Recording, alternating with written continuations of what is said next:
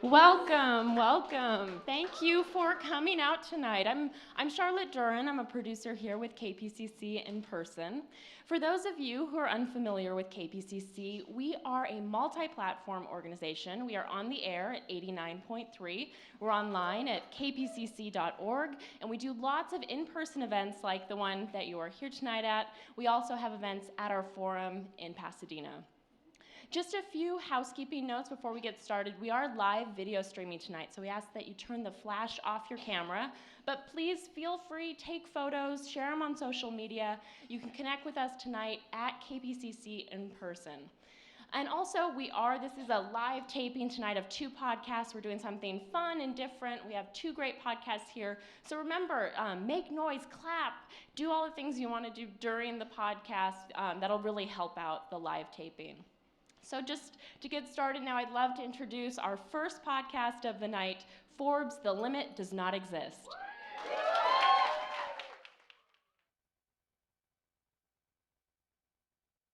I'm Kate Scott Campbell. I'm Christina Wallace. I'm an actress. I am an entrepreneur, a writer, producer, frequent public speaker. I like to make things. I am a woman in tech. One woman think tank. Pianist, cellist, and chorister.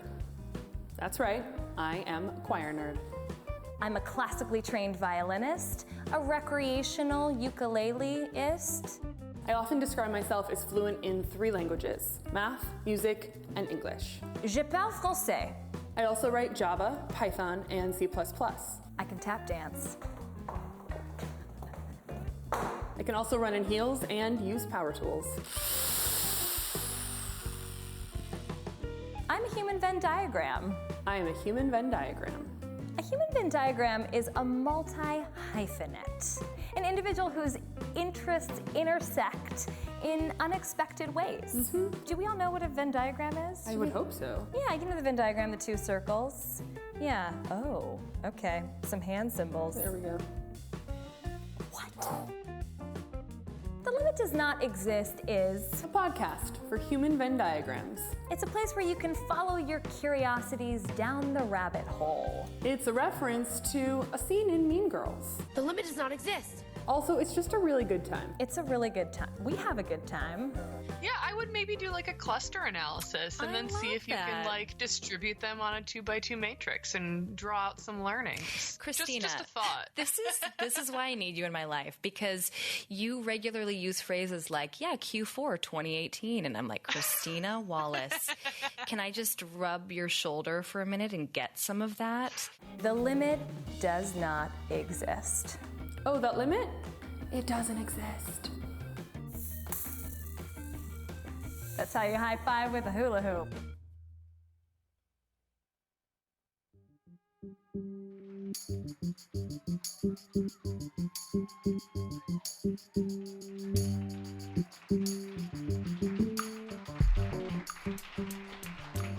Hi, I'm Christina Wallace. And I'm Kate Scott Campbell. And you're listening to a live taping of The Limit Does Not Exist, A podcast for human Venn diagram. coming at you every single Monday. And hosted by us. Okay, so if you guys listen to our show, we say that a few times, right? It's at the top of every episode. And we didn't feel like we could do any version of this show It's our pre-show ritual. It's our pre-show ritual. Yeah. I didn't realize it was, but now I know. That's what it is. Mm-hmm. We are so happy to be here tonight, and we're so happy that you are all here. Mm-hmm. Thank you for... Yes, please. Please give yourselves a round of applause. Thank you for braving rush hour LA traffic. I have a lot of East Side friends here, and I'm so grateful. I also want to shout out Spencer Howard, who's in the audience, who cut together that video for us. Spencer, thank you. Totally. Who else do we want to shout out? And a little love, our Podcast One producer, Steve, is in the audience. Woo! Hi, Steve. And just the KPCC team and Charlotte and her whole team that made this possible. Absolutely. We are elated. Thank you, guys. I want to give an extra special shout out to Claire Kaplan, who happens to be a friend of mine on the KPCC team. True. So we're just going to get right to it, you guys. We are so excited about our guest tonight. I have had a serious internet crush on her for years. And this is really huge that she's coming on our show. Jennifer Ouellette is a science writer. She's currently based in LA, so we are in her hometown, as she is in ours. Mine? I'm New on a York. plane. Yeah, you're on a plane in a little bit. Jennifer was formerly the science editor at Gizmodo. She's the author of 4 popular science books, including The Physics of the Buffyverse, which is how Jennifer came on my radar. It uses the characters, concepts, and plot lines of, that's right, Buffy the Vampire Slayer, and its very popular spin-off, Angel, shout out to Angel, to illustrate a wide range of concepts in the physical sciences. Jennifer also wrote the Calculus Diaries, which is a really fun account of her year spent confronting her math phobia. I know some of us in this room have experienced that. And how she learned to apply calculus to everything from gas mileage to rides at Disneyland. Shout out to my Disney friends in the audience. And to things like warding off zombies, as one does. As one does. Her latest book is called Me, Myself, and Why, Searching for the Science of Self. And she draws on cutting-edge research in genetics, neuroscience, and psychology to explore the mysteries of human identity and behavior, and to kind of ask the question, how did we get to be who we are, which we're really into on our show. It's true. Jennifer's work has appeared in places like the Washington Post, LA Times, New York Times Book Review, Scientific American, and many, many more places. Totally. So as you may have surmised, she has strong interests in the intersection of science and popular culture, science communication. Really, that is, I think, the crux of the Venn diagram, as we would draw it out for Jennifer. But she's also founding director of the Science and Entertainment Exchange, a Los Angeles-based initiative of the National Academy of Sciences aimed at fostering creative collaborations between scientists and the entertainment industry. Yes, so perfect so into fit that. in Yes. Hollywood and LA. She's a journalist in residence. She's an instructor. She does a lot of things. So also, a side note, in true human Venn diagram form, she holds a black belt in jiu-jitsu. That's right. So don't cross her. Been known to draw on that expertise from time to time to demonstrate the fundamentals of what else? Newtonian mechanics. I mean, as you do. So without further ado, let's welcome Jennifer up on the stage. Yeah, woohoo! Woo! Is this on? Excellent. Excellent. Okay, so you've written about yourself. I'm an English major turned science writer through serendipitous accident. We love serendipitous accidents at The Limit Does Not Exist, and so of course we need to hear about yours. Give us a little bit of that backstory. Well, you know, it's interesting. I was very much a math phobe, never really took physics. Thought I was going to go to graduate school in English literature, and that doesn't work out. And you know what happens when the unexpected happens? You have your life, what you think is planned out, and the rug gets pulled out from under you. And you kind of, what do I do now? Who am I, you know, if I don't have this? And I ended up taking a job with a physics organization, just kind of an administrative assistant job. And they said, wait, you can write? We would rather teach you physics rather than teach a physicist how to write. So, and I ended up writing physicists with us this evening. I ended up writing, they were very nice about it. Sure. They taught me basic physics, and I kind of learned on the job, interviewing scientists, you know, initially for their in-house publications, but that sort of led gradually to writing for other outlets and magazines and things like that for a more general audience. And it turned out to be the perfect career for me, and I never even knew it existed. I love hearing that so much. And, you know, there's something really interesting here because in the Calculus Diaries, at the very beginning of the book, you share that the book grew out of an impulsive internet purchase. I know some of us, or many of us, have had those, of a DVD lecture series called Calculus Made Clear. That's a very strange, impulsive internet purchase. I just I think need it's that. actually It is a very strange I'm a purchase. math major, and I would say that's a strange. You have to chalk internet it down to purchase. being in love. Okay. Okay, because I had just met the man who would become my husband, Okay. and he was visiting me in D.C. We had been dating literally 1 month, and I was crazy about this dude. And you needed to know more calculus. He was doing his first series of lectures for the teaching company, which was the same company that did this. So I thought, well, my boyfriend is doing this, so I'm going to going to learn some math. And then I decided to blog about it because I thought, well, I'm never going to do this if I don't actually like put myself on notice. I love this so much because some people think it's like a sacrifice for love when they, tolerate a sports game or, I don't know, I sitting freaking learned through- calculus. You learned calculus did. for love. And you guys are very happily married, might We I actually add. are. Yes, and It's your our- husband It is our 10-year anniversary this year. Oh my gosh. And my husband is Congratulations. And my husband is a physicist at Caltech. Yes. Oh my goodness. Fabulous. And also has written wonderful books. Yes, his name is Sean Carroll, and you should Google it. So back to this impulsive, love-drunk purchase that you had one late night on the internet. So how much has the role of spontaneity and serendipity played in your career path? Because I'm really interested by this. It seems that people we talk to on our show, there are these unexpected twists and turns. And I'm just curious, have you worked to cultivate a sense of spontaneity, or has it just kind of happened and you went with it? I think that what you have to cultivate is a sense of openness, so that you can take advantage of the serendipitous things that come about when they do. People make a mistake of either being too rigid or too loose, and you need the discipline. I'm a very disciplined person. I like to have my plan. I like to kind of, I'm a to-do list maker. I know you are too. I love my list. We have calendars and we stick by them. Trello. But you have to be willing at some point to throw the rule book out the window, throw the schedule out the window, and take advantage of something new when it piques your interest. And that's where the spontaneity comes in. And the discipline actually means that you can better take advantage of these new opportunities because you've actually done some of the work to prepare for it. Is there a Even though you didn't feeling know you were preparing for it, you were in some way You were preparing for it. disciplined about that the everything is spontaneity. yeah, I mean, is there some feeling where okay, this is the point where I jump off the cliff, right? Or follow this whim or I whatever. don't think it's not this big eureka moment. Yeah. I've never had a moment where it was more these gradual little steps and just following these different things, and suddenly 5 years later it's like, how did I even get here? And you look back and you can see that these tiny little decisions that you made along the way that you didn't think were all that significant ended up really shaping the path that your life took. And my path has taken this very weird, trajectory. It has not been a straight line.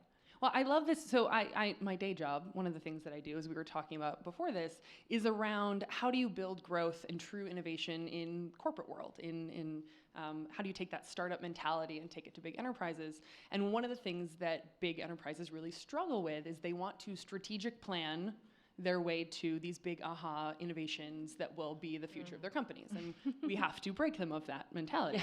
You can't write a 10-year strategic plan toward the future. You have to take more of a discovery approach. And really, as we talk about a lot on the show, this portfolio approach to projects and ideas and interests, because you don't actually know which one can ride the wave of the future, right? Right. You have to throw a lot at the wall and see what sticks. Exactly. That sort of outside event or that moment of serendipity that you're like, oh, I've got a thing that I can take advantage of here because I was sort of prepared with all the different pieces that I put together around my life. Right. So your most recent book is called Me, Myself, and Why, Searching for the Science of Self. And, it takes readers on a tour of the science behind who we are, how we got this way, how did we become professional pasta throwers, or how did we start deciding that we wanted to, which is what I like to call myself, how did we decide that we wanted to, manage a portfolio of skills? So, how in fact did we get this way in one sentence or less? No, I'm just kidding.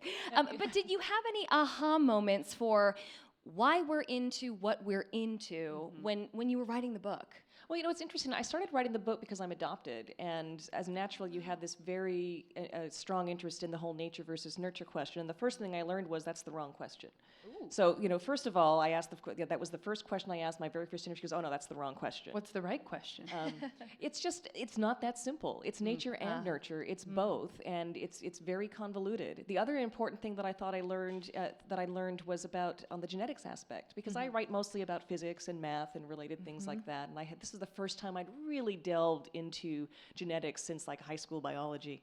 And it's not this one gene, one trait kind of thing. Height is like 99% heritable, right? There's almost no environment, and yet there's so many different genes involved in determining how tall you are. Scientists have only figured out a fraction of them, all working together. And so it ends up being this complex system. And it's a nonlinear complex system. You know what this means. I love it. And it means that you really can't make these predictions, that a whole lot of things happen along the line, and gradual little tiny effects build up. And this just goes on, and you build on top of that. And all that together eventually makes you who you are. But who you are is constantly changing.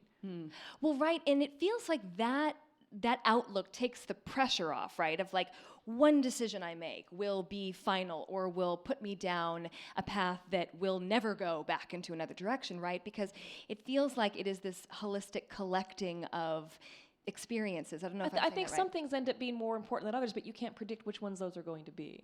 And the writing of the book itself ended up being kind of going down the rabbit hole kind of thing. It ended up being about the journey, because the second interview that I did was with a neuroscientist in New York City, David Popple. He's at NYU. And, he sat me down and he says, you're not going to find the answer. Millions of very smart scientists are working on this, and we haven't found the answer. You're not going to crack that nut. So I got like 2 big smackdowns right off the bat. The book became about the journey, and the journey is what it is, and the story that we end up telling. Because in the end, who we are is who we decide we are.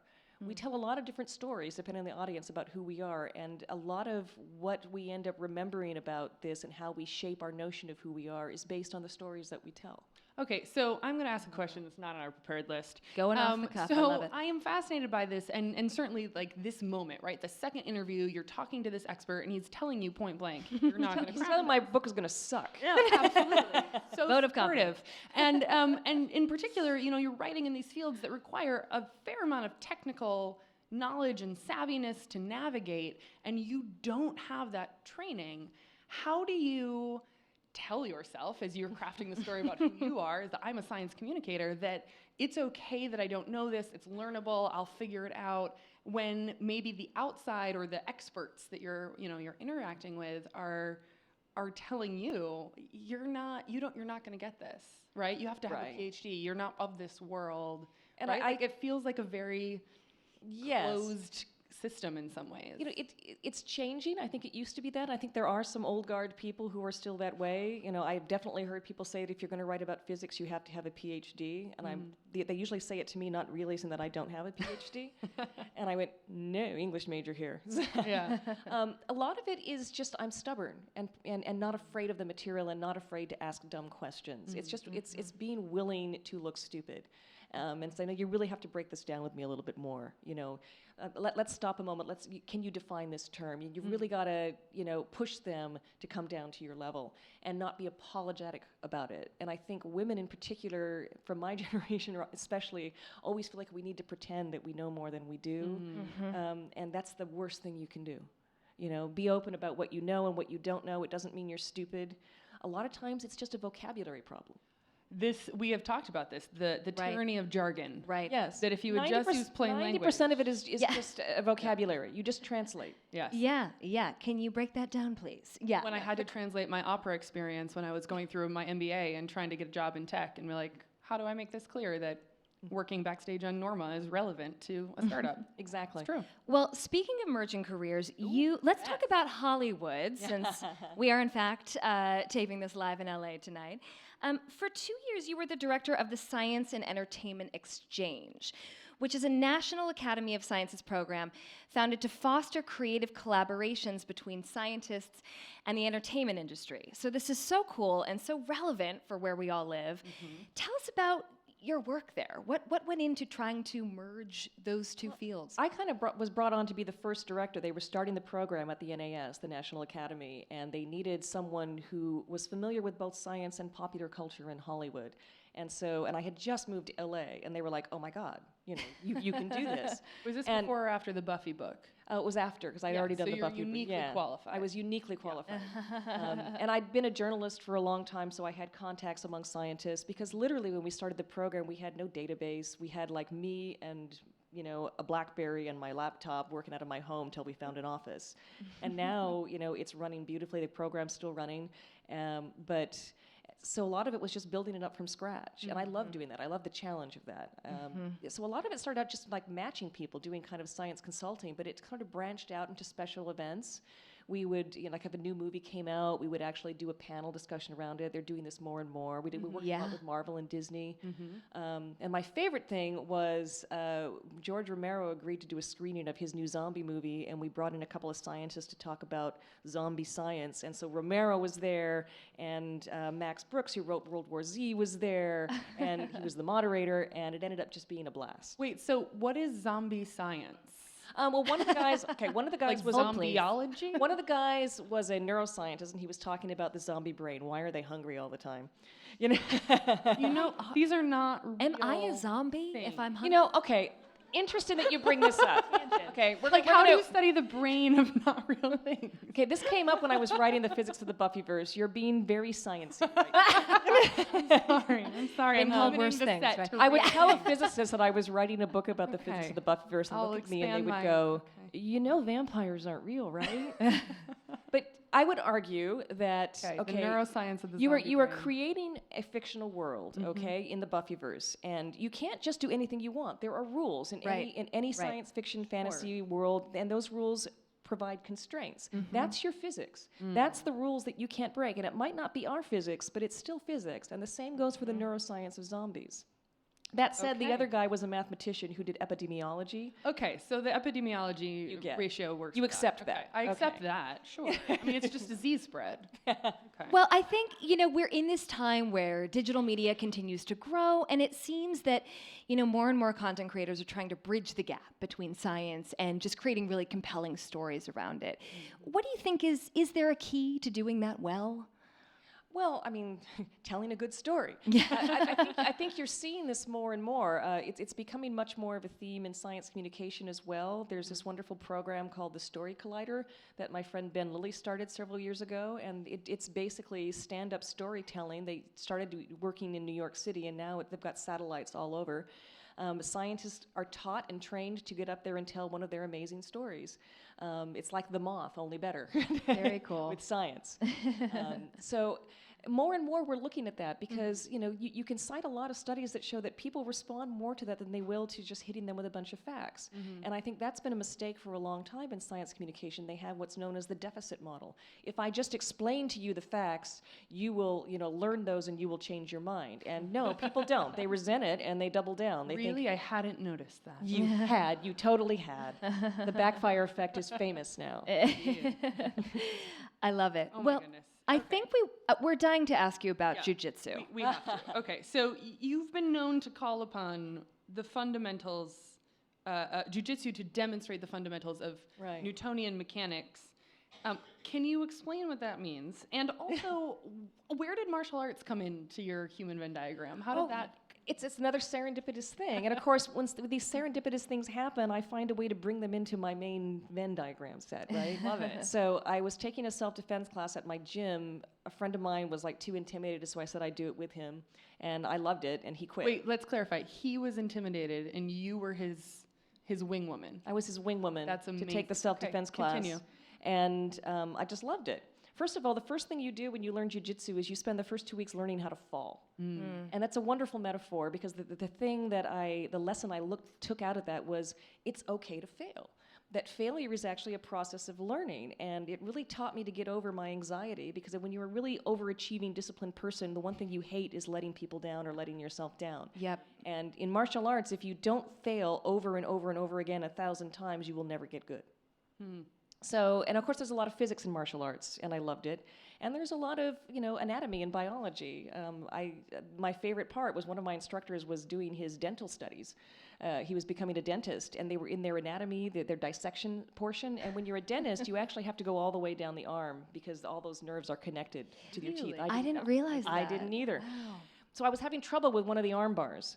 And he said, all right. And what is an arm bar? An arm bar is where I would basically, I can't show it because I'm holding a mic, I would basically try and break your arm, but like a door and a hinge. Oh, okay. You want to the arm does this, but it doesn't go that way, right? So you want to lock it in here, and then a lever principle, pull down there and bust the arm that way. I have to take jujitsu. Hey, that's a Feeling simple really arm. queasy right now. That's Gotta a be simple arm bar. There's another way to rip out the rotator cuff, and that's the one that I was having trouble with. So, Kate, You were trying to figure out how to do it, right? yeah, so he snuck me into the anatomy lab, and we ended up practicing arm bars on the corpses for an hour. It was like the best thing I've ever done in my life. That You're horrified, but I did it. That has got to be the best jujitsu story. Wait, pause. Did you break the arms of? Oh, no. You would just practice it because you could see how the bones and the nerves moved, and it helped me visualize it so that when I took the test and had to do the arm bar, I was struggling, and Kent, my instructor, leaned over and says, now just picture the ulna. Remember we did that, and you could see how it was like going to break when we, I went, oh yeah, and I got it like that. I see how you are not afraid of very much since doing that. Very good training for. I think we have did an arm confirmed bar. that my queasiness would not make me good for this. If I was not a writer, I would be an ME, a medical examiner. I think I would love that. I love it. Well, we are going to move on to a Thank you. tiny little segment, which really is just going to be scratching the surface, called Science and Math Hacks. So, Jennifer, we thought it would be really fun because you have in your books, you have ways of using science and math that are so unexpected that those of us who, when we were in math class and we're like, when is this going to be part of my life? I said that myself. Yeah, totally. That just sort of goes out the window. So we thought, and of course, because we're breezing through these, if you guys want to hear more of the Calculus Diaries, the Physics of the Buffyverse, you have awesome deep dives into these. You wouldn't let me bring my whiteboard and walk you through the equations. And you said that, I'm like, oh, did you bring your whiteboard? Geek over here. Okay, so the first one we thought we'd ask you about is housing, is buying a house. So it is no secret. Look at that lovely little cottage. Thank you to Liz at KPCC for pulling these images. I want to live there. So anyway, so we know that the housing market in LA and elsewhere is a toughie right now. Yes. Do you have some mathematical words of wisdom for prospective homebuyers? Yes, this is why it's useful to be married to a physicist, because we were house hunting about the same time I was writing the calculus book, and he said, oh, well, this is basically a multivariable optimization problem. I went, cool. Explain. And it turns out that every time we comparison shop, that's pretty much what we do. Because what we were doing, we were looking at a lot of different houses, and we made a list, of the things that we liked about each one, the things that were important to us, and which ones met where. You're never going to find the perfect place. We know this from watching House Hunters all the time on TV. Plus, there are only 3 choices. Anyway. So, you do that. House Hunters joke. So I did the old-fashioned way with the list, and my husband came up with an equation. And he basically assigned a variable to each one of those things. And of course, you need a constraint, which is the price, because you can just set everything to infinity to get your perfect house. But we're not rich. So, and it ends up actually working. We did each our own way, and his equation came up with the same answer that my old-fashioned method did. So we are all doing calculus. Every time you comparison shop, whether you know it or not, you're doing calculus. I love it. Now, I love has it. he published this equation? It's not. It doesn't need to publish. It's a standard calculus equation. It's in any textbook. No, but you have to apply your personal weights depending on the variables. Yes, I think he made up his own variables. You can have fun with the variables, right? Absolutely. I feel like there's a good blog Christina, post. carry us into our next hack. So, in the Calculus He's a Diaries, math geek. I love this. I built an Excel model when I was apartment shopping recently. Okay, so in the Calculus Diaries, you wrote, everyone should visit Disneyland with a physicist in tow, just There it for the is. novelty. That sounds like fun, period. But it's an entirely new way of looking at the Magic Kingdom. So can you share your favorite piece of Disneyland physics so we can feel super knowledgeable next time we go? Sure. My favorite physics problem was actually Space Mountain, because Space Mountain is you're in the dark, right? Yeah. And you're on a roller coaster. A little topsy-turvy. But you can feel acceleration. You can feel the G-forces, right? And believe it or not, there's an app for this called an accelerometer that you can get on your iPhone. And physics classes do this all the time. Every June, they take their people to Six Flags, and they have their homemade accelerometers, and they ride the roller coaster. And that gives them essentially the acceleration function, because it plots their acceleration at every point along this curve. If you've done any calculus, curves are the faces of functions, mathematical functions, and that gives you a formula. And what you can then do is, okay, now you know the acceleration, and you want to find out the position. And you got to kind of be tricky. You've got to like, first of all, you've got to take an integral. You got to add up a whole bunch of all those little acceleration things, and that gives you your velocity. And then you add up all the velocities, and that gives you your position. So it's a way of, I have this piece of information, and I want this piece of information, and I can use calculus to figure that out. So next time you go to Disneyland, get the accelerometer app, and your mind will be blown. That is so Now I just cool. kind of want to plot that at Disneyland for Space Mountain and then go to like Six Flags and do all of them and be able to kind of comparison. It is a shop complicated problem. You my might need roller a coaster. computer because you've got vectors changing. Wait a minute, remember. Christina, Fair. did you just put a math hack in another math hack? Is that what happened? Is that not how you have fun? I'm having fun. I'm having a great time.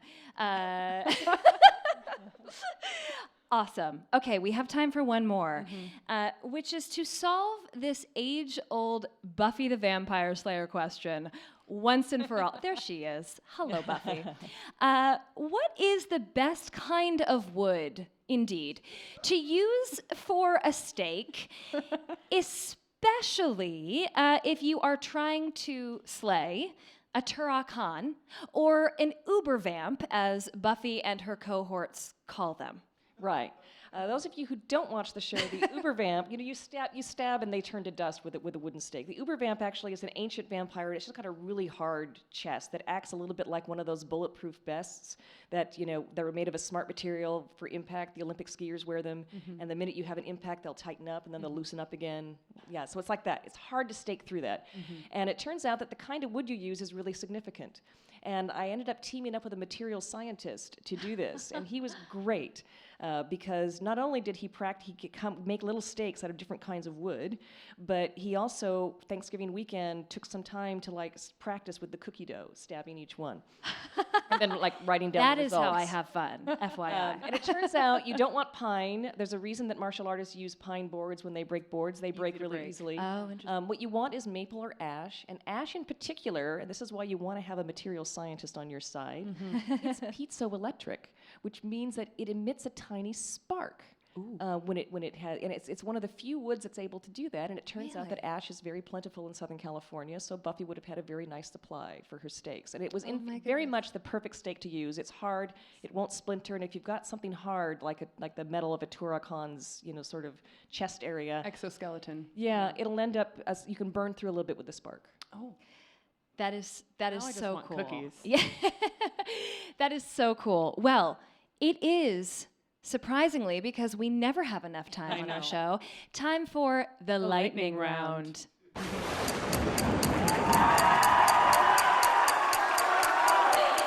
So that, if you listen to our show, is our official lightning round sound cue, which is like all of the sound cues in a sound cue. It gives me a little bit of anxiety and a lot of excitement at the same time. So thanks for going on the ride.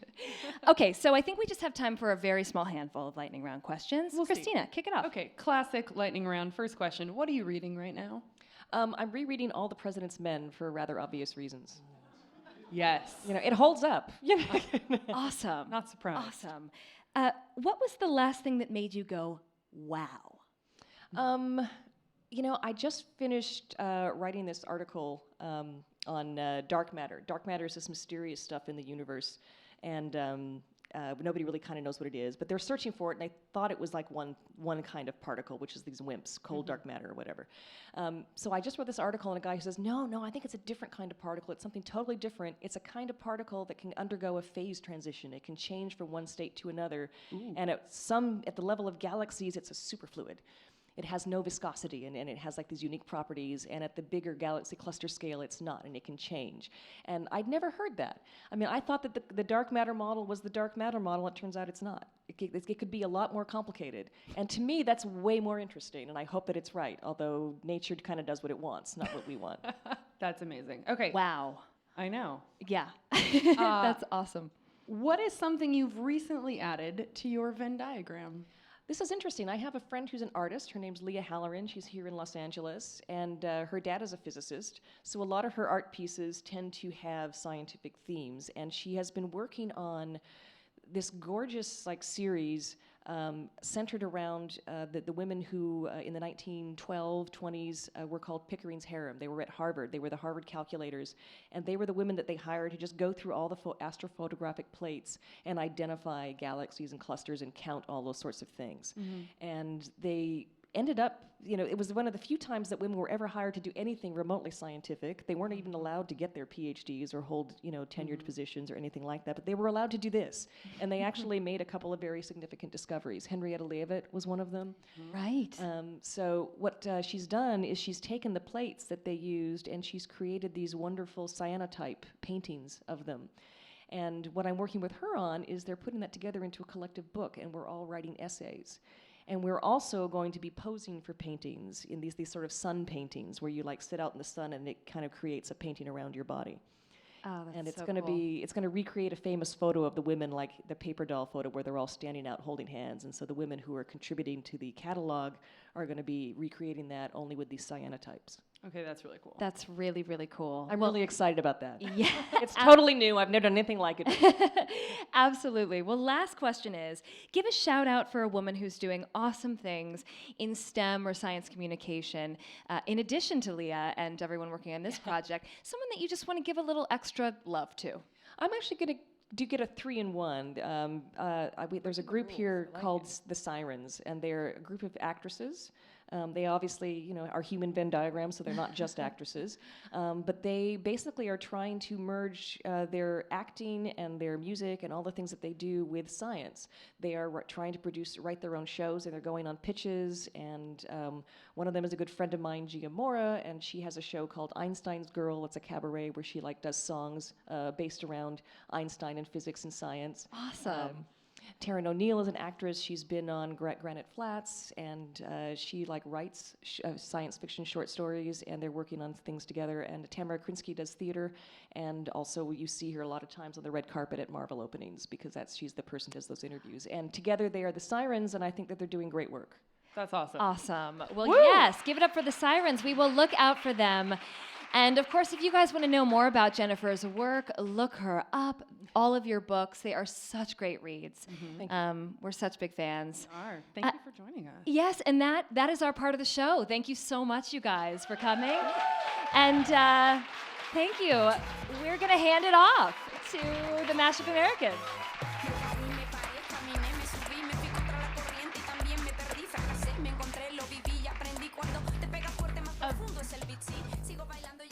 A big, big thank you to Kate, Christina, and Jennifer. Up next, we have a podcast that explores culture, race, and identity in America and what makes us who we are. Please help me welcome the hosts of the Mashup Americans, Amy Choi and Rebecca Lair.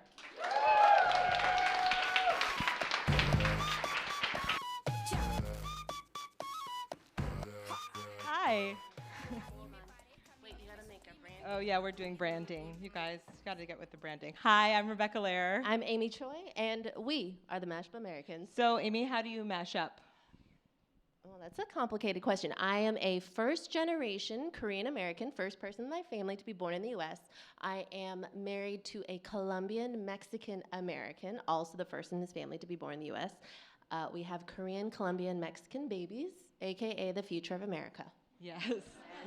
And I am a Salvadoran Jewish Angelino married to a many generations very blonde American. A woke white dude. A very a woke white dude, yeah, as they say. And I'm first generation on one side, and my dad is first generation on the other side. So just to give you a little taste of what we do, we're going to play a video, which is just the best of our mashup speed round.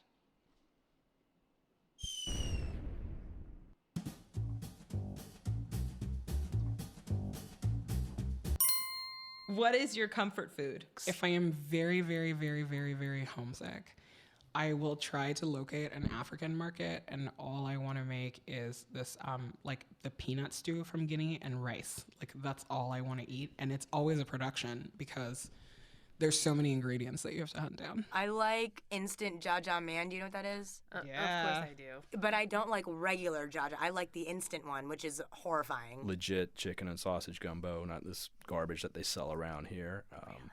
My comfort food is khichdi. And it is a rice and lentil porridge that, looks like a thicker congee. Even when I'm really skinny, I have an Asian rice gut. What is your buba maisa, which is an old wives' tale? So I don't know if you know about Korean fan death. Yeah, well, yeah, Korean. I was just gonna say Korean fan death is real, and you do not put a fan on you when you're going to sleep because you will just never wake up. And this is a real fear. This is like hugely controversial in the Korean community because people are saying, "No, that's bullshit." I know it's bullshit. I don't care. It's true. What dating advice did you get from your mom? Oh, Patty, just be yourself, but wear a nice, sexy dress. None. They still haven't told me where babies come from. What is your Starbucks name? Starbucks name? Sean. Stop it. It's for real. I just keep it simple.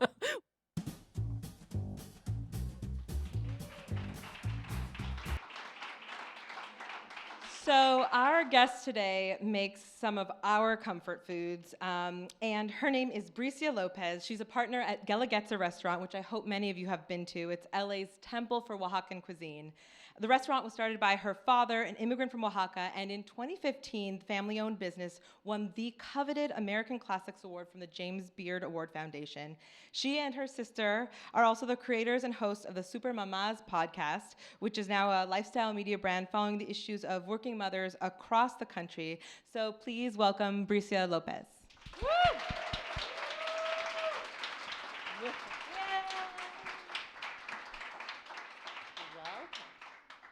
You guys didn't get my memo about having my Beyonce wind up here. Oh, I know. I'm really sorry. It's really good for the hair. There, yeah. There you go. That's a handmade Beyonce wind. We're worried Unless about, I'm asleep. I just found that out. Yeah, we're also worried about Korean fan death, so we're not allowed to I have basically fans. live in Koreatown. Yeah, exactly. Also, we're just so excited to have you here today. And one of the things that I didn't mention in your introduction is that you are the official mezcalera of Los Angeles. Mm-hmm. So I actually have a certificate from Eric Garcetti saying that. I mean, hello, that makes everything official. And so he's also a great mashup, by the way. So in honor of you, we're just going to be sipping something that, a little something in our I cup. have any left. I know, you might. Me in the green room, and I was like, oh, I thought this was for just right. So we have a little, you'll have some later, guys. We're just gonna water. Wow, I mixed mine with LaCroix lime flavored, and I'm just gonna say that's maybe a new cocktail for you to do. So let's get started. Amy, do you have any questions for Bricia? Don't you have a question for Bricia? I do have so many. I told you guys not to drink that before the show. I know. Look, I'm like dropping my cards and everything. Okay. So, as Rebecca said, I mean, you and your family are basically celebrities, food celebrities in Los Angeles. And you've built this incredible business brand. You have your own line of moles, michelada mixes, which I think everybody got a raffle ticket. We'll raffle some off at the end of the show. And from that, you and your sister have also been able to launch your media brand. And I think, this all came, this is all like this great immigrant story, right? Like your dad came from Mexico, your parents built this business from both sides of the border. Can you just tell us your immigration story? Sure. So my father, in 1994, Mexico went through one of their many, many, many economic recessions. This one particularly was really hard for my family. It was when the peso devaluated. So like one day you went to sleep, you had 100 pesos in your pocket. And the next day, like, surprise, it's not 100, it's 1. We're just taking 2 zeros of the peso. What a great surprise. Right? Like, oh my God. I actually remember growing up asking my dad for 100 pesos because that was like what you asked for. Like, 100 pesos, Dad. And like, then it became 1. Anyway, different story. So at that moment, our family pretty much my dad was a mezcal maker, mezcal merchant. And he was just kind of like, had nothing. Like he was just like, this is really not going anywhere. Mezcal was not as cool as it is today, people, believe it or not. Nobody was drinking mezcal back then. So he decided to just say, you know what, I'm just going to move. And I think my dad, I think to this day, he always tells me he had this one day he was in the farm and he looked up and there was like an airplane and he was just like, what is that? And then someone explained to him and he's like, at that moment, I had this dream that my kids were going to study in the US. I don't know where that idea came from, but he grew up thinking that without even having kids. And people would laugh at him and was like, oh my gosh, it's never going to happen. So he was like, you know what? I always had this idea. I'm going to move. So for a year, my dad moved to the US and he didn't know what to do. I mean, he didn't really have much, but he had some mezcal and he had some food. And he's like, you know what? I'm just going to sell food. And by selling food was more of like a door salesman, sort of like when people would come to your door and sell an encyclopedia. Do you guys remember people used to knock on your doors? And you guys would open? People also sold vacuums door to door. Right. So my dad sold tortillas, clayudas. That's what they were called. These big tortillas are about like maybe about, help me physicist, what is this, like 15 inches, 17 inches, as a tortilla, right? It's like that big, and it's made out of corn, and people have never seen corn tortillas this big, and they were made in Oaxaca. So here's the business my parents had. My mom, who lived in Oaxaca, still with her 4 children, would go to the market. We would buy up about 300 tortillas. We would buy meat. We would buy bread. We would buy mole. We would buy grasshoppers, because yes, we eat those too. We would buy mole, chocolate. We pack it up in like these cardboard boxes, and we ship them off to Tijuana. And this happened every week. And then every week, my dad would drive to Tijuana, cross the food over in his truck, in a little white truck, and then would find these pockets of Oaxaqueños that lived in LA and would sell them this food. And then one day he was like, you know what? I'm just gonna make clayudas in the street. Because in Mexico, if you guys have ever visited Mexico, every corner is basically a restaurant, like several restaurants. Taco trucks on every corner. It's not even a truck, really. Bring it, girl. Yeah. It's not even really trucks. It's basically you go outside of your house and you put a table and you sell whatever you have, from orange juice to tacos at every, or guisados, or a lady that makes the best chicken soup. I mean, that's what you do to survive. So my dad started doing that, and then he was like, you know what? I think I'm gonna open a restaurant. And to this day, my dad can't speak English, which I think it's like crazy. But he was able to build this sort of business with the help of his wife. And then a year after of this sort of transactional relationship between Oaxaca and Los Angeles, we moved. And it was work 24/7. That's in a nutshell. It's such an American story, and it's such an LA story. Guelaguetza sits geographically sort of in the center of Koreatown, right? Which is kind of a misnomer to say you're within Koreatown. I mean, Amy always jokes when she visits. All of LA is Koreatown. Isn't all of LA Koreatown? That's what I think. But it's also Little El Salvador. It's also, a big Oaxacan community. Among many, many other ethnicities. And so, how did that, being at the center of this mashup of many cultures, affect your worldview? And for a little perspective about this, 49% of LA is Hispanic, 11% is Asian, and 37% is foreign-born. So let's remember that as we're defending our friends in this climate and ourselves. So how did that affect your worldview and sort of your palate? So I was 10 years old when I moved here. And so I come from Oaxaca, where it's like 100% of the population is Oaxacan. Zero diversity there. And I always say this story, but had never seen like a blonde kid before, like blonde blue eyes, except Zach Morris from Saved by the Bell. Oh. Yeah. Who's actually Asian. Yes. Did you know that? What? I know. My mind is blown right now. He's Dutch and Indonesian or Malaysian. Mm-hmm. Zach Morris. Mm-hmm. They Yeah. had to dye his hair blonde. Yes. Boy's not blonde. You are welcome. That could have held. That was your only blonde. Had to raise my Asian flag. Yeah. Well, also, and Full House. We used to watch Full House and Saved by the Bell. Those are real blondes, I think. Yeah. I Scary way. so like us, and I grew up like play make believe with my sister that we used to live in LA and spoke English. So it's like I swear to God, because we used to watch these shows, Saved by the Bell and Full House. So when I actually saw one in person, I was like, a blonde person and blue-eyed kid. Like I was like in love. I was like, oh, you're real. Do you know Zach Morris? Like, are you a real Barbie? I swear, this is funny. Like, I'm from Oaxaca. Like, you guys know where Oaxaca is? To me, it was like, it was a shock. And I wanted to assimilate immediately. Like I wanted to be American. Like that's all. And I grew up wanting to be American because of these shows.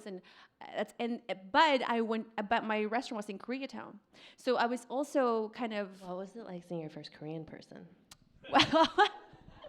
Did you like how I watch out what you say? There are no blondes on the stage, but there is a Korean woman. I think Korean men are very, very handsome. Yeah, very, very handsome. They're very elegant. Very, very handsome. I grew up in Koreatown, girl. Yeah.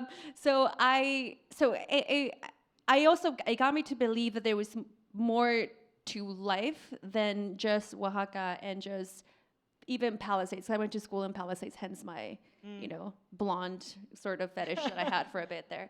So it was. And not just that, I think that more than anything, what I love about growing up in LA, it's just the amount of food that you are exposed to. So I come, in Oaxaca, I would take for granted all the greatness that I had, like the wonderful sort of food. I grew up with these different flavors, but when you get to LA, you not only have amazing Mexican food, but you have Korean food, Japanese food. I mean, you have everything. And in Koreatown, I was able to sort of relate to the Korean culture because our food is so similar. It's, you guys, your bulgogi is basically carne asada. I mean, really, like basically that's what it is. So your gochujang, we have salsa too, I'm nodding in recognition. This is all very insightful. Yeah, you guys have this soup. There's a restaurant right across the street from my restaurant that they sell this beef soup, golbijan, I think it's called. Mm-hmm.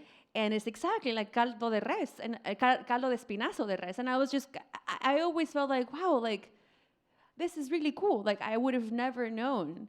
And every time I have friends that come from Mexico to visit, I always say like, dude, you're like in the best place to eat. Just eat. Go and eat. Like, don't even worry about going sightseeing. Just go and eat. Mm-hmm. Then rest, then go eat again. Did your family ever consider, I mean, right now, I think, to have a, this is a terrible word, fusion restaurant, where you're, where we're crossing the borders with our food. It's almost, at this point, it's now trite, right? Like, what people are looking for is an authentic experience. Was there ever a temptation? Did your family ever consider that with Guelaguetza? So when my dad first opened, he opened in a little restaurant that had failed like time and time over. And this is in 94 when my dad opened. And back then, like people really didn't even know much about Mexican food, right? Like 94, like Mexican food was like combo number one. That's about it. Like rice, beans, that's it. And my dad here comes and introducing this food that's not just Mexican, it's like Oaxacan food, serving mole and clayudas, and like, my gosh, you're like serving like crickets, it's like crazy.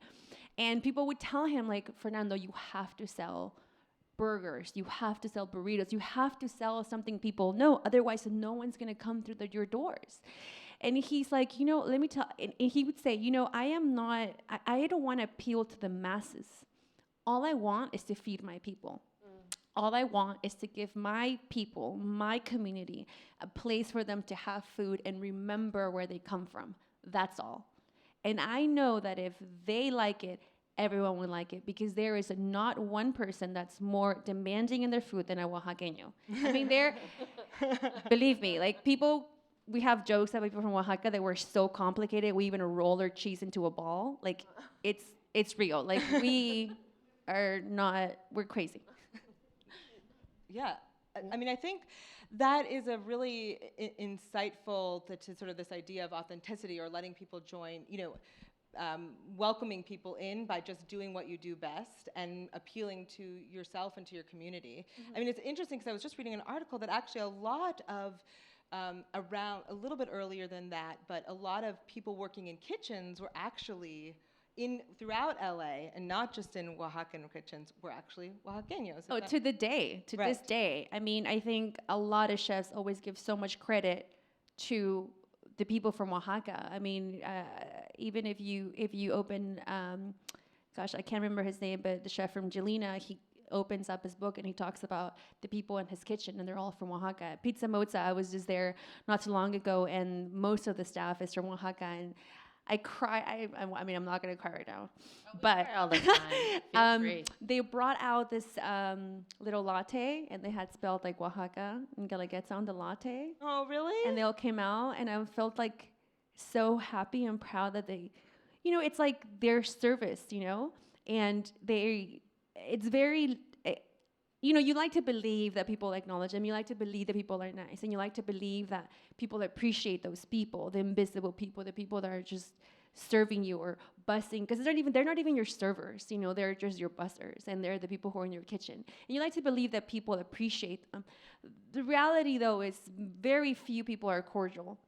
So to kind of, I don't know, just to kind of have that warm feeling of somebody that's one of yours, to be on the other side as like the guest. To them, they felt so happy, and they you know, and when I saw that, I was just like, I wanted to cry, because it just gives me some sense of like, just, you know, it's like, it's us that are doing the work. Yeah. You're a crybaby, though. That's the problem. I know. Oh, well, I'm like, I'm not gonna cry.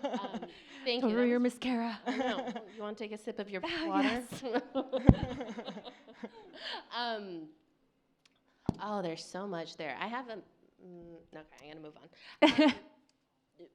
There's something also about your family story that, you know, it's a beautiful one, right? And now you're here on the stage, and we're here on the stage, and we so relate to that narrative.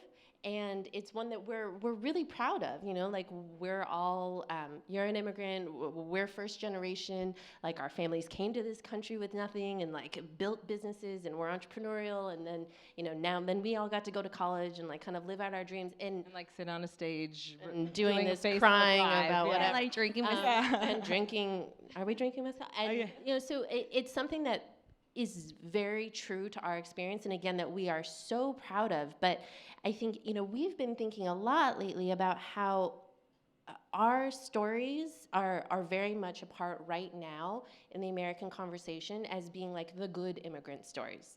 Like, we're the good immigrants. We're the ones that like are doing exactly what immigrants are supposed to do when they come to the US. And that then sets us up for being like, well, okay, well, so that's dangerous, because then if like we're the good ones, then that means that there have to be bad ones. There are people that are like less deserving of being here, and there's like a part of me especially that no longer wants to be a part of that story. Right. You know, that doesn't feel that that's something to celebrate anymore. And I just wonder, what are your feelings on this?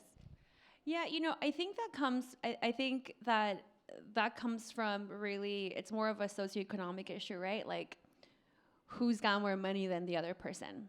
And then it goes back to like basic racism, like who is darker and who's lighter. Mm-hmm. Because like a Canadian immigrant seems to be quote unquote more deserving than like a Mexican immigrant. And you know, it's just plain and simple. Like, let's keep it real. Like, it's just racism 101. Are you brown? You're poor, you're brown, you have money, you're white. So therefore, you're more deserving than you are. And that's probably me going like to the extreme, but like at the basic, like at like the essence of the message, like that's what they're trying to say. Oh. So being deserving or not, I think that it's important to share. And my whole thing is, you change the world one person at a time, right? So if you can change one person's opinion of an immigrant, then it's great. Then that's amazing. If I can have one person who may not like my people, my community, meet me and just understand my story and understand where I come from and just get to know me and maybe that way they can influence their circle.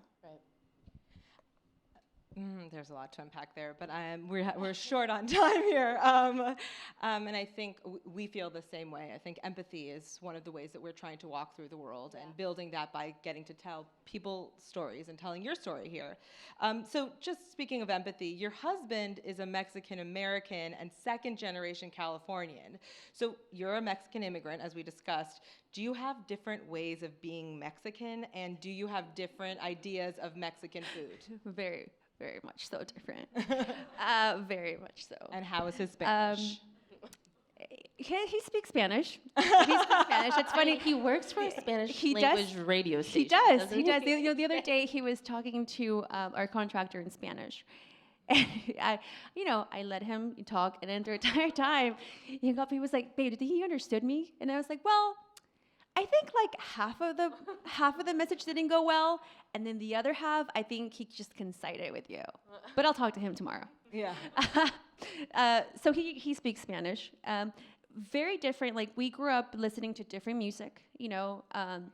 I grew up listening to Juan Gabriel, Amanda Miguel, Luis Miguel, Camilo Sesto, just like very typical, like just different music. He grew up listening to Johnny Cash. He grew up watching different movies. Like, he like great Mexican American loves Morrissey. Yeah. Good Yeah. Mexican American boy. If you don't know that, there's a it's not secret at all, actually. It's not a There's secret. Huge population. It's like a love fest with Morrissey. That's a Chicano and Mexican American population. He doesn't really consider himself a Chicano though. So and also Mexican-American. Mexican Americans who identify. There's even a band called Mexercy, which I recommend you check out. Yeah. And I had no idea who Morrissey was. I still kind of don't. What is funny is that for Mexican Americans, the room of Mexicans, it's weird. I can live with Vicente Fernandez. I don't mind him. I like him. I don't love him, and he loves Vicente Fernandez, and I'm like, what? I was born in Mexico. I don't even like Vicente Fernandez that much. So that's like a weird thing that we have. Food, his mom cooked more flour tortillas. I didn't have a flour tortilla until I moved to the U.S. So like that was another big one. What do you make for your son? Oh man, this is where I'm gonna lose my cred here, because we're like that health nut family, we're like that, like almond milk and like vegan on the weekdays, you know what I mean? Meat only once a week. I cannot relate to this. So I think that's where we kind of get like, it's like a new age, right? Like, and this is like the new identity. That's when you turn into white people. But this is why we don't like. This is why I don't like labels. This is why I don't like labels, because it's like, someone would label you something. It's like, well, then you're not really that because you do this, right? Or like, what do you mean you don't eat carne asada every day? I'm like, because I like quinoa and broccoli, dude. Like, why do I have to eat carne asada every day? Like, it's just, I don't have to be one thing. Like, this is who I am. So, my son loves clayudas. I will say that. And it's funny because at the restaurant, again, our clayudas, the big tortillas, and we actually, with the way we package them on a pizza box. So every time my son sees a pizza box, he goes, "Oh, mommy, una clayuda," and I'm like, "Oh, sure." Yeah, that's the best. He thinks everything is a clayuda. So he thinks everything's like clayuda. Well, first of all, that's the premise of the Mashup Americans. You get to do you and be all the things that you want to be, and that's authentic to your experience and probably a lot more people than it is sort of typically represented. So with that, I think we're going to go into our Mashup speed round, which you guys saw a little of the answers before. And so, Bricia, how do you mash up? How do I mash up? So I do, even though I was born in Mexico and I am an immigrant, I do consider myself Mexican American because I do like quinoa. So I definitely am a Mexican American, and I'm married to a Mexican American man. What is your Starbucks name? But then again, I'm very Oaxacan. So sorry, I had to go back to that one because I know a short time, I have to say this one story. We went to Vegas once, and my little sister was pulled on stage. And then they asked her, hi, where are you from? And she was like, Oaxaca. And like nobody knew what that was, you know. It was just before like people even knew, you know, lots about Mexico. So then she was like, Oaxaca, and then they were like, excuse me, and she was like, Mexico. Anyway, yes, I guess I would say a Oaxacan Mexican American, married to a Mexican American man. My Starbucks name, for a long time, my Starbucks name was just Anna because I was so tired of people misspelling my name, and so I would just be like, just Anna. Until one guy was like, is that with 2 N's on 1 N? And I was like, you know what? If that's going to cost me trouble, I'm just going to go with Bricia. So I just say my name, Bricia, and then I make people erase my name and re-put it because I'm like, no. Like, I love my name. So I had to, like, take that back. Awesome. Yeah. What did you or do you call your grandmother? Abuelita. Yeah. What languages do you speak? Spanish, Mexican. Spanish, Mexican. Spanish, Mexican, and English. Very different, by the way. Trust me. What's your comfort food? Oh, man. Okay. I love me any type of sandwich. Anything with 2 breads and something in between.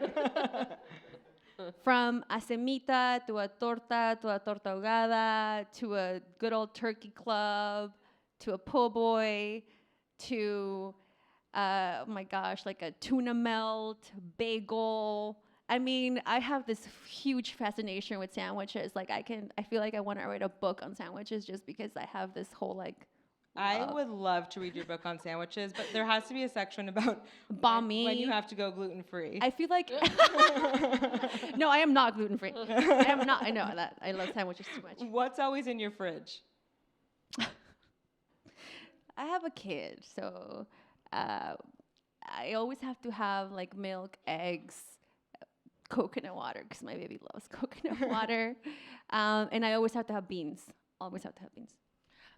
What dating advice did you get from your immigrant parents? They don't talk to me about. No. My dad still fast forward sex scenes when we watch movies. True story. My dad can even hear the word penis because he will walk out the room. Don't listen to this, Pops. What do you spend money on that your parents never would? Anthony Robbins seminars. Really? Audiobooks and stuff, yeah. Oh my God, there's any Anthony Robbins fans here? I mean, Tony Robbins? Okay, I mean, not alone. We all feel empowered by you, just like transitive property. Yeah. That's our shout out to you guys. Math, transitive property. There you go. Yeah, my dad's still like, he's like, you're going to what? I could teach you that. I've been telling you that your whole life. You listen to me, you gotta go pay some man to tell you that. Yeah, I'm like, you were like, penis, Dad. Yeah, exactly. Penis. So, final question, what is your Bubameister? So that's like an old wives' tale that maybe isn't true, but you still kind of believe. So when we're roasting chiles, when we cook a lot, and especially my mom's here, when you make mole, you have to roast chiles. When you make anything really a lot. I just want to say, I thought you said chiles. When you roast Cheetos, and I was like, go on.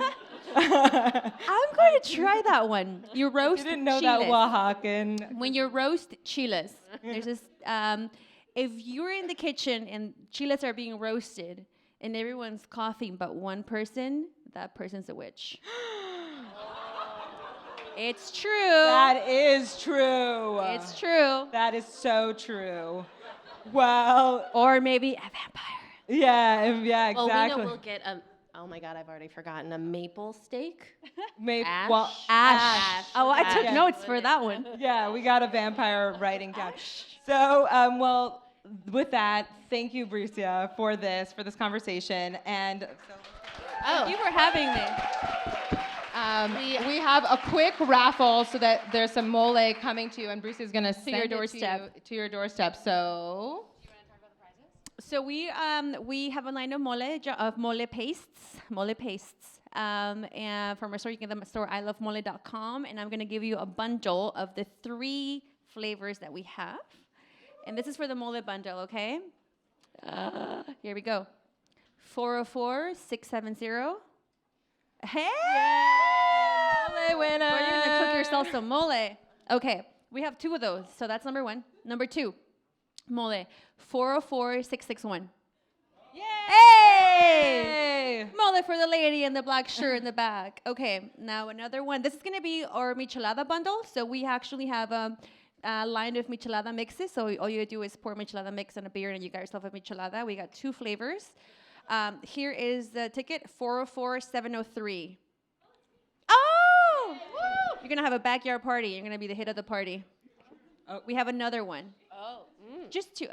I can just give 2. Everyone gets a michelada. You get a michelada. She's the Oaxacan Oprah, you guys. You heard it here first. Okay, 404-668. Yes! Yay! And she's from the Palisades. You can talk about it. Okay, so thank you. And we want to bring up Christina and Kate and Jennifer, and to say thank you to all of you for coming today.